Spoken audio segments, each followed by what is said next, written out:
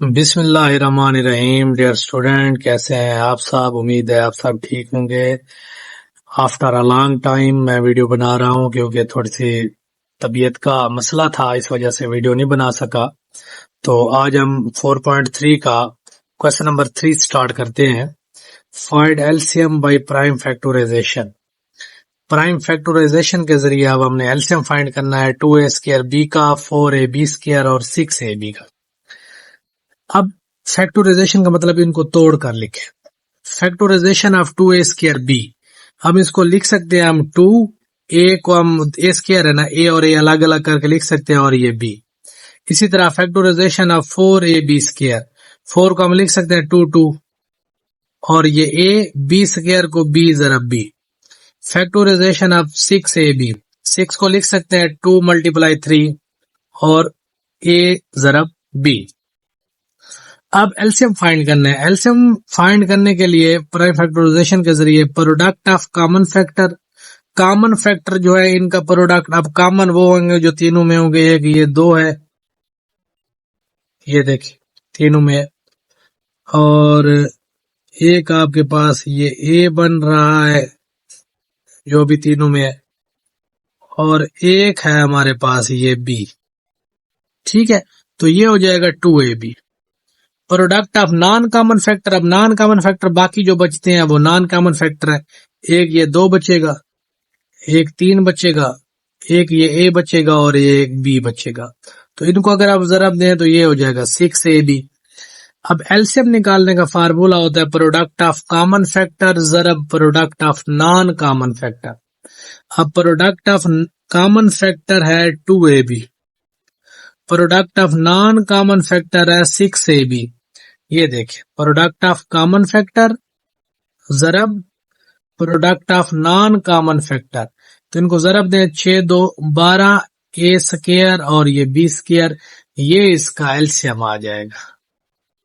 दूसरी जो इसकी देखते हैं जी, x² plus x, x3 plus x²। Factorization कर लेते हैं, factorization of x² plus x। अगर इसमें देखें हम x को कॉमन ले लें, इधर भी x है इधर भी x है, x कॉमन आ गया। एक x तो इसका बाहर है, बाकी इसके साथ x बचेगा, ये x तो बाहर है, ये बाकी इसके साथ 1 बचेगा।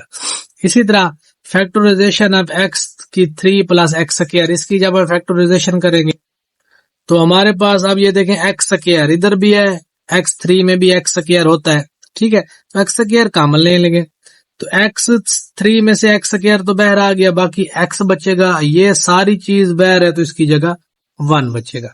अब x² को हम लिख सकते हैं x ज़रब x और ये x प्लस 1। अब प्रोडक्ट ऑफ कॉमन फैक्टर, अब इसमें से कॉमन देखें, कॉमन वो होते हैं जो दोनों में हो। एक ये x है जो दोनों में आ रहा है, और एक ये x प्लस 1 है जो दोनों में आ रहा है। ठीक है, ये है कॉमन। अब product of non common factor, non common factor तो एक यही बचता है जो सिर्फ और सिर्फ x है, एक नॉन कॉमन फैक्टर है। ठीक है, अब हमने एलसीएम फाइंड करना है। एलसीएम फाइंड करने का फार्मूला होता है प्रोडक्ट ऑफ कॉमन ज़रब product of non common factor. Product of common factor हमारे पास ये है, product of non common factor हमारे पास सिर्फ x है, तो इनको ज़रब दे देते हैं। ये है प्रोडक्ट ऑफ कॉमन फैक्टर ज़रब product of non common factor, x और x को ज़रब x² प्लस 1, ये हमारा आंसर होगा। तीसरी जो इसकी देख लेते हैं जी, a² नफी 4a प्लस 4, a² नफी 2a। फैक्टराइजेशन कर लेते हैं a² माइनस 4a प्लस 4 की। अब ये है माइनस का 4। कोई ऐसे दो नंबर लेकर आए जिनको नफी करें, जमा नफी करें तो नफी का 4 है, ज़रब करें तो 4 और वो तो भी 4 है। ठीक है, अब मैंने इस नफी 4 की जगह नफी 2 लिख दिया है, बाकी ए साथ में आएगा। ठीक है, अब इनको अगर हम नफी करें तो ये दोनों नफी के होंगे, जमा अलामत नफी की आएगी तो ये 4 हो जाएगा, और इनको ज़रब करें नफी नफी जमा 2 2 ज़ा 4 हो जाएगा। अब इन दोनों में से ए कॉमन, बाकी ए बचेगा और ये 2 बचेगा, नफी का 2 कॉमन, बाकी ए बचेगा, नफी जमा नफी और ये 2 बचेगा, ए नफी 2 और ए नफी 2, ये इसकी फैक्टराइजेशन हो गई।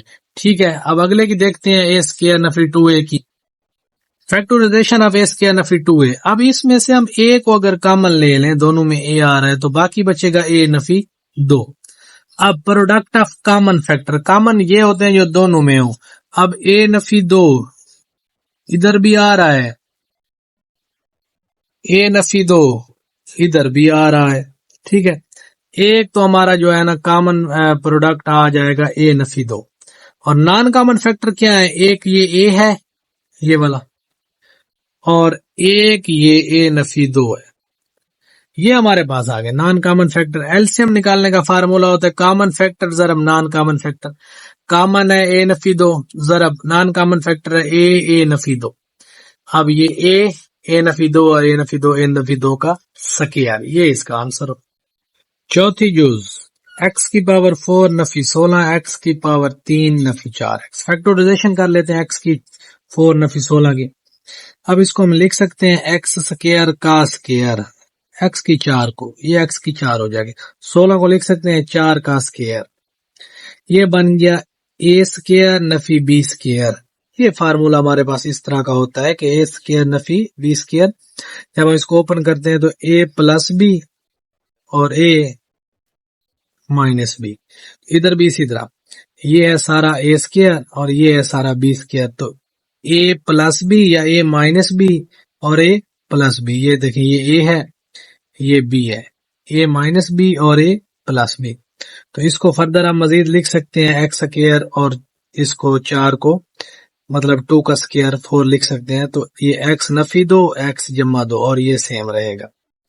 ठीक है, अब factorization of x cube and 4x। अब इसमें से x को कॉमन ले लें, बाकी बचेगा एक्स स्क्वायर और इधर बचेगा माइनस का 4। अब इसकी मजीद आप फैक्टराइजेशन कर लें, एक्स स्क्वायर ये ए स्क्वायर, इसको लिख सकते हैं 4 को 2 का स्क्वायर, यानी कि ए स्क्वायर नफी बी स्क्वायर बन जाएगा।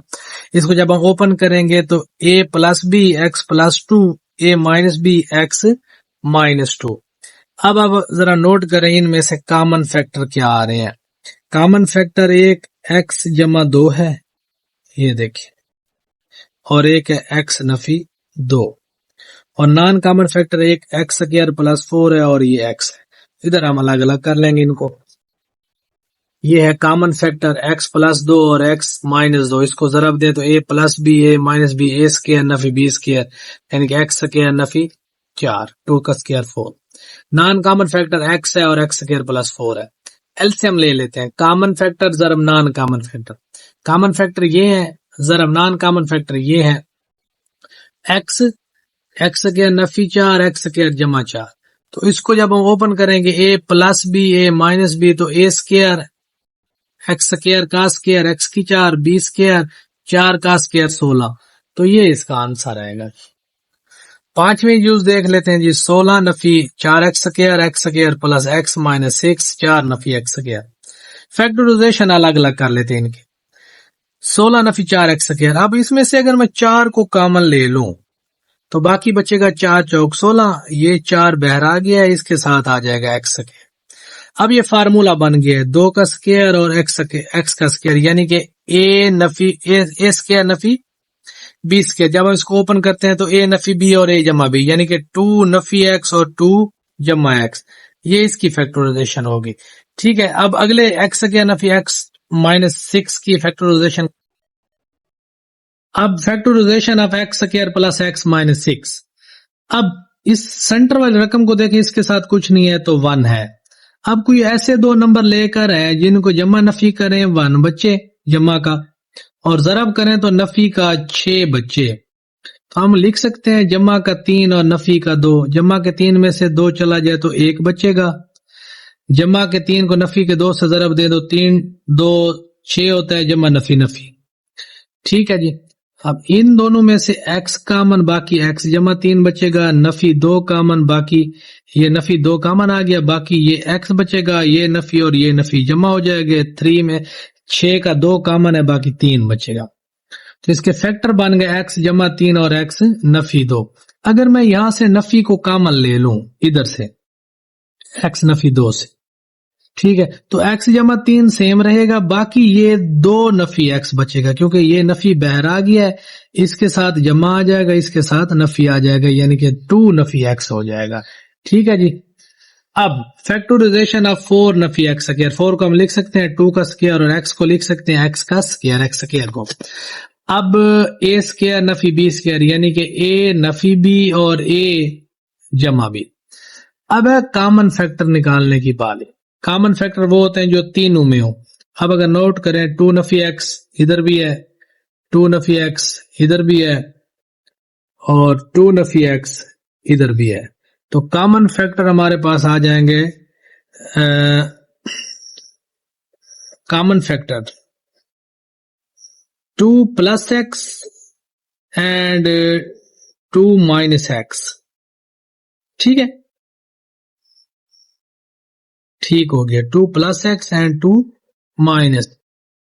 अब आप ये सोच रहे होंगे कि 2 प्लस एक्स तो सिर्फ और सिर्फ 2 रकमों में है, 4 नफी एक्स स्क्वायर के फैक्टराइजेशन में भी 2 प्लस एक्स है और 16 नफी 4 एक्स स्क्वायर की फैक्टराइजेशन में भी 2 प्लस एक्स है, लेकिन इसकी फैक्टराइजेशन में नहीं है।